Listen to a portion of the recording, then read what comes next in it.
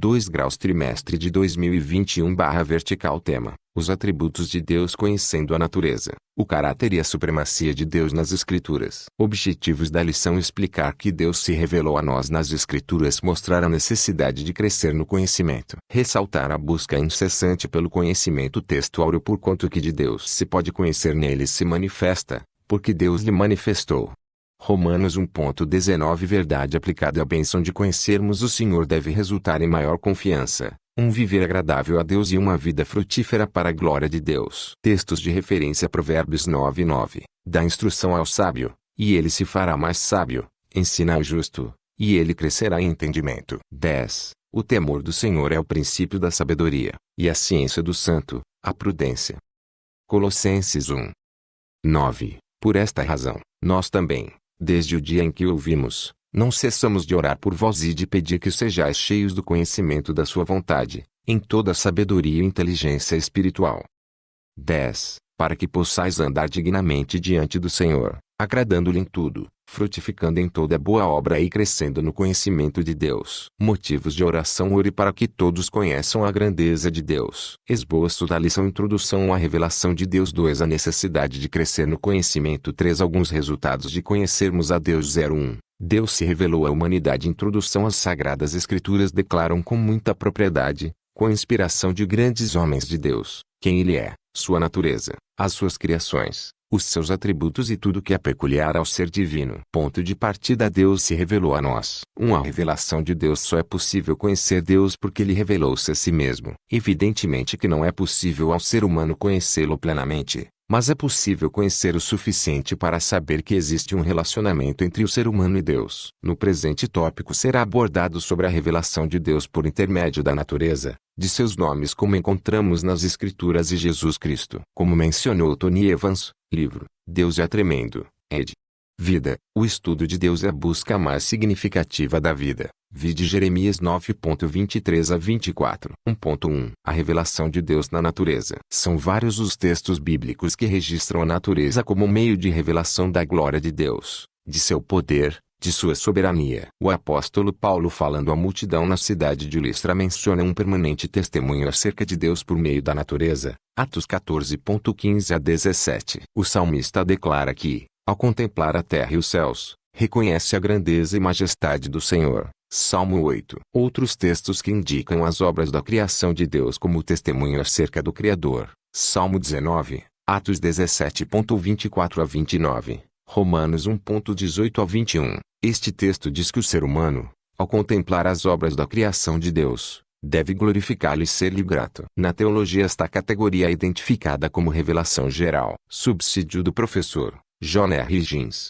Teologia sistemática, Stanley Orton. A revelação da natureza é uma revelação da parte de Deus a respeito de Deus. A fala de Deus na natureza não deve ser confundida com a noção de um cosmo falante. Há, inclusive, os que insistem que a natureza fala de tal modo que devemos escutá-la como se for a voz de Deus. Mas a mensagem da Bíblia é: ouça a Deus e não escute a natureza. 1.2. Os nomes de Deus. Normalmente, os nomes dos personagens bíblicos recebem nas Escrituras um significado específico relacionado aos acontecimentos da sua vida. Isso se torna claro quando se tratamos de Deus. Ele recebe vários nomes e cada um tem um significado para caracterizar melhor o ser divino. Deus revelou os seus próprios nomes ao seu povo, diferentemente dos nomes dados às pessoas. Veremos aqui alguns nomes de Deus. Elohim. A forma plural pode ser entendida como a maneira de significar que a plenitude da deidade acha-se dentro do único Deus verdadeiro. Gênesis 1.1. Rousseau e Joyner. Teologia sistemática, Stanley Orton.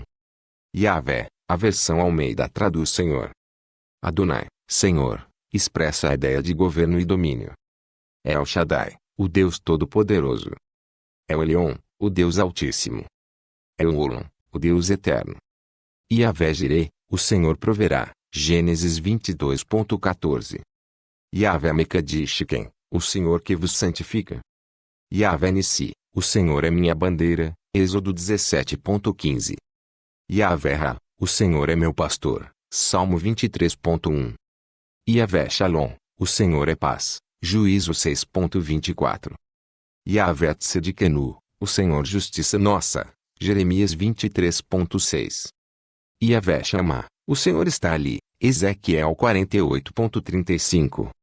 Yahvé Elohim, o Senhor Deus de Israel. Isaías 17:6. Subsídio do professor Rousseau e Joyner. Teologia sistemática. Stanley Orton.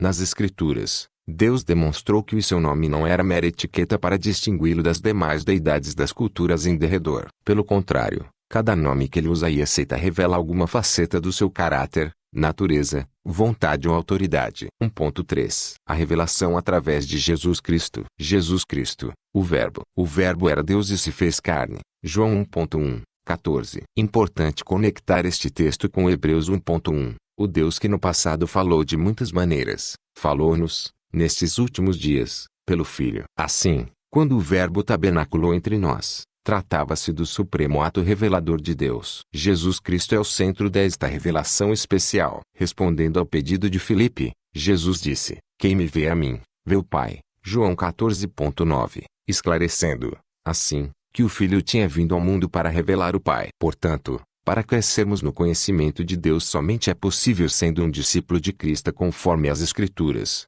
João 17.25-26. Subsídio do professor Gordon R. Lewis, Bíblia de Estudo Defesa da Fé, em artigos sobre a revelação divina, após discorrer sobre a atividade do Deus vivo e invisível de se dar a conhecer às pessoas finitas e pecadoras ao longo da história. Deus deu a conhecer o seu plano justo e amoroso de redenção de maneira suprema em Jesus, o tão esperado Messias. Deus nunca foi visto por alguém. O Filho unigênito, que está no seio do Pai, este o fez conhecer. João 1.18. Para apreciar mais plenamente como é Deus, estude a vida, as palavras, as obras e a morte expiatória de Jesus. No Calvário, o Salvador inocente foi o substituto dos culpados. Ao fazer isto, derrotou Satanás e propiciou a base justa para sua misericórdia reconciliadora e graça. Romanos 3.25. Então, o Cristo ressuscitado demonstrou seu poder salvador sobre o pecado, a culpa, a morte e Satanás. Romanos 1.2-4, 10.9-10. Eu ensinei que os nomes de Deus definem os seus atributos e mostram como ele se relaciona com as suas criaturas. 2. A necessidade de crescer no conhecimento. Não devemos permanecer como crianças, aceitando todo o vento de doutrina, mas, pelo contrário, conhecer a verdade e rejeitar os falsos mestres que induzem ao erro. Efésios 4.14. Precisamos crescer em conhecimento, como ensinou Paulo aos Efésios. Efésios 4.13. 2.1. Um conhecimento além do aspecto intelectual. O termo conhecer nas Sagradas Escrituras muitas vezes tem um sentido que vai além de simplesmente ter conhecimento intelectual de algo ou de alguém. O 6.3. Conforme os fiéis chegam a conhecer melhor o Senhor, ele vem como a chuva, trazendo mais vida e bênçãos espirituais a seu povo. Conhecer os mistérios de Deus não são aprendidos exclusivamente em cadeira de faculdade teológica, mas é para aqueles que têm comunhão com Ele. Deus se revela de forma diferenciada para quem tem intimidade com Ele. Quem tem temor a Deus é contemplado com os seus segredos. Salmo 25.14. Por isso o conhecimento pessoal de Deus vai além do aspecto intelectual. Subsídio do professor. Nenhum preparo intelectual substitui o conhecimento da palavra de Deus em sua simplicidade, pureza e verdade. Nenhuma experiência humana substitui a experiência com Deus na sua palavra. Não podemos deixar de ler bons livros, nem deixar a formação teológica e secular, mas são apenas apêndices, acessórios e periféricos à palavra de Deus. Sem estudo sistemático e continuado da Bíblia, isso se torna impossível. Quem não aprende como irá ensinar outros, não terá capacidade para ensinar. Paulo diz: o obreiro seja apto para ensinar. 1 TM 3.2. Faça a reciclagem dos seus conhecimentos. 2.2. O conhecimento para um andar digno. O conhecimento de Deus e dos seus mandamentos ajuda no caminhar dos fiéis. Salmo 25.12. Numa vida de exemplo e vitórias. Quando nós temos a revelação de Deus, da sua vontade e de quem Ele é, cresce a nossa responsabilidade de andarmos como verdadeiros filhos de Deus e obedecer aos seus mandamentos, porque Ele é santo e precisamos procurar a santificação, sem a qual ninguém verá o Senhor. Hebreus 12.14. A oração de Paulo pelos Colossenses é para que fossem cheios do conhecimento da vontade de Deus, adquirindo sabedoria e inteligência espiritual, para andar dignamente diante do Senhor. Colossenses 1.9-10. Subsídio do professor. Bíblia de Estudo Pentecostal. O homem tem o poder, o direito, de se tornar filho de Deus somente se crer no nome de Cristo. Quando ele o recebe, nasce de novo e é feito filho de Deus. Portanto, nem todas as pessoas são filhos de Deus no sentido bíblico. O andar digno biblicamente falando é para aqueles que o aceitam e buscam fazer a sua vontade, não se conformando com este mundo. Romanos 12.2. 2.3. O conhecimento para um viver frutífero. O crescimento no conhecimento da vontade de Deus traz a sabedoria e uma inteligência espiritual, possibilitando, além de andar dignamente perante o Senhor, agradar-lhe em tudo, e, também, a oportunidade de ter uma vida de frutificação em toda a boa obra. Colossenses 1.9-10. Importante estarmos atentos ao propósito de Deus para nós quando nos chamou e nos nomeou. João 15.16. Todos os cristãos são escolhidos para darem frutos. Quando a árvore não dá fruto, precisa ser podada. João 15.2, 15.8. Subsídio do professor Eneusiel Peixoto de Andrade. No texto bíblico de João 15.1-16, Jesus fala sobre a necessidade de uma vida cristã frutífera. Sendo assim, somos desafiados a uma constante autoavaliação para verificar como está a nossa frutificação. Para frutificar é preciso estar unido a Cristo. A frutificação tem como principal objetivo a glorificação de Deus. Frutificação é o que se espera de todo cristão. Eu ensinei que não devemos permanecer como crianças, aceitando todo o vento de doutrina, mas conhecer a verdade e rejeitar os falsos mestres que induzem ao erro. 3. Alguns resultados de conhecermos a Deus. Conheçamos e prossigamos em conhecer o Senhor. Oséias 6.3. Antes, crescei na graça e conhecimento. 2 Pedro 3.18. Além do crescimento pessoal, ninguém pode ensinar o que não sabe nem dar instruções sem conhecimento. Quem ensina precisa ensinar a si mesmo, antes de ensinar aos outros. Romanos 2.21. 3.1. Crescimento espiritual. É evidente que num primeiro momento o conhecimento necessário acerca de Deus está no nível suficiente para produzir fé. 2 exemplos. Lucas 23.41-42, João 9.11. Contudo, no caso do homem que era cego, após ter sido expulso da sinagoga, o Senhor Jesus o encontrou e o conduziu a crescer no conhecimento acerca daquele que o havia curado. João 9.35-38. Assim como ocorre com um recém-nascido, se espera que o nascido de novo cresça na fé, conhecimento, relacionamento com Deus. 1 Pedro 2.1-3. Portanto, como discípulos de Cristo, precisamos desejar e buscar crescer no conhecimento de Cristo para não sucumbirmos diante de falsas doutrinas. 1 Timóteos 4.1, 2 P 1.5-8. Subsídio do professor, Bíblia de Estudo Pentecostal, como filhos nascidos de Deus. 1 Coríntios 6.19, Gálatas 4.6. Devemos desejar e ansiar pelo leite puro da palavra de Deus. Um sinal seguro do nosso crescimento espiritual é um forte desejo de nos alimentar com a palavra viva e permanente de Deus. Assim, devemos estar alerta quanto à perda de fome e sede pela palavra de Deus, coisas estas que nossas atitudes erradas podem destruir. 1 Pedro 2.1. E também não deixar que as preocupações, riquezas e prazeres desta vida sufoquem a vida espiritual.